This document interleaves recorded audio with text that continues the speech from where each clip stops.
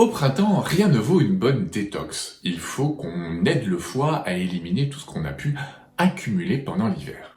Et si en plus de ça, on peut aussi faire du bien aux reins et à la peau, alors c'est parfait. Du coup, si ça vous dit, alors l'huile essentielle de carotte cultivée sera votre meilleur ami. Coucou tout le monde, comment ça va bien? Bienvenue sur Phytoasis, c'est Laurent. Aujourd'hui, nous allons parler d'une huile essentielle qui n'est pas très connue, c'est l'huile essentielle de carotte cultivée. Mais avant de commencer, n'oubliez pas de liker et de laisser un énorme baobab bleu si le sujet de cette vidéo vous plaît, si ça vous intéresse. N'oubliez pas de vous abonner et surtout d'activer la petite cloche pour ne louper aucune de ces petites vidéos qui font tellement de bien.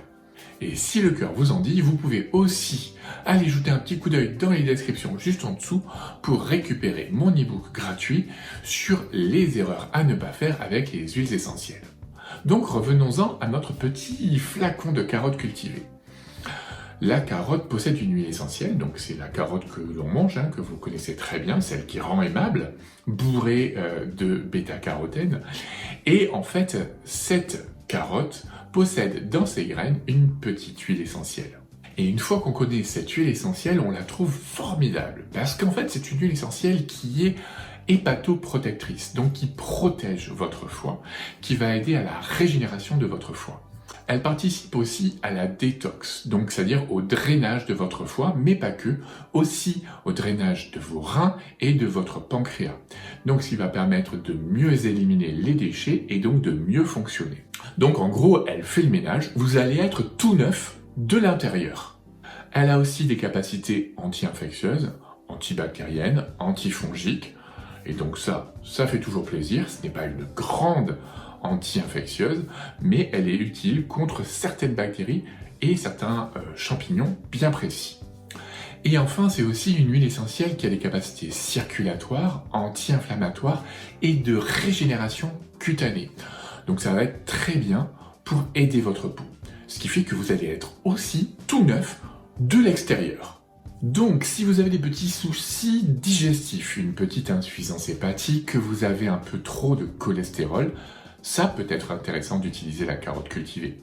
Elle va aussi être efficace en cas de douleurs digestives, d'infections gastriques, d'ulcères digestifs par exemple. Pour la peau, elle est remarquable. C'est vraiment une huile essentielle très bien pour la peau parce que vous allez pouvoir l'utiliser en cas de rides pour éviter leur apparition ou pour diminuer celles qui sont un peu trop présentes grâce aussi à sa capacité de circulation. Elle va aider à lutter contre les taches brunes ou encore elle sera vraiment parfaite contre des pathologies comme l'eczéma ou le psoriasis parce qu'entre l'effet anti-inflammatoire, circulant et régénération cellulaire, ça va vraiment aider. Pour ce qui est de son utilisation, on ne l'utilisera pas par précaution ni chez l'enfant de moins de 7 ans, ni chez la femme enceinte. Petite remarque, c'est une huile essentielle qui est hypertensive, donc si vous faites de l'hypertension, ne l'utilisez pas. Enfin, quels sont les modes d'utilisation? En fait, c'est une huile essentielle que l'on ne va pas utiliser par tous les différents moyens habituels. On ne l'utilise pas en inhalation, on ne l'utilise pas en diffusion, tout simplement parce qu'elle ne sent pas bon et qu'elle ne présente aucun intérêt par ces voies-là. On va l'utiliser par voie orale, donc par exemple, si vous êtes intéressé pour faire une détox, eh bien vous faites 2 gouttes 3 fois par jour, 5 jours sur 7 pendant 3 semaines maximum. Si vous n'aimez pas le goût, vous pouvez faire une goutte de carotte avec une goutte d'essence de citron dans un petit peu d'huile végétale. Ça passera peut-être un petit peu plus facilement et puis le citron, ça ira aussi très bien pour votre digestion et votre foie. Enfin, on peut l'utiliser par voie cutanée. Et c'est vraiment l'une des voies aussi de prédilection. 1, parce que ça passe très bien à travers la peau, et 2, parce que justement, elle est très bien directement pour votre peau.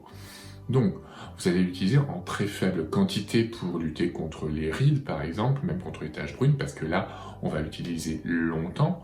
Donc, ne mettez que 6 gouttes dans un flacon de 10 ml, et vous complétez avec l'huile végétale de votre choix.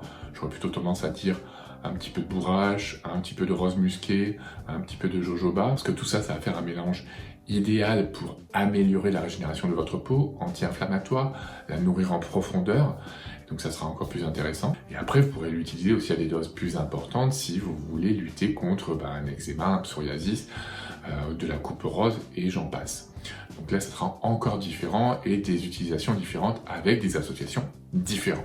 Donc, quoi qu'il en soit, vous l'avez compris, grâce à cette huile essentielle de carotte cultivée, vous allez faire peau neuve.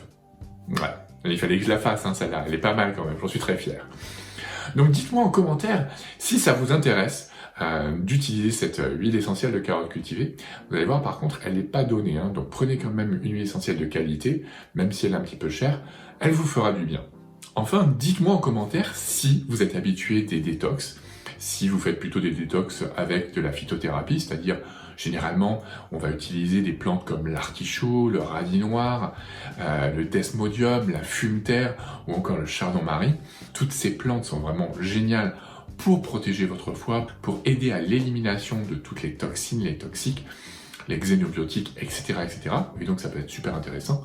D'ailleurs, dites-moi en commentaire si ça vous intéresse qu'on parle aussi, qu'on fasse des sujets sur ces différentes plantes qui sont vraiment remarquables. Voilà, j'espère que cette vidéo vous a plu. Moi, je vous dis à très bientôt et d'ici là, portez-vous bien.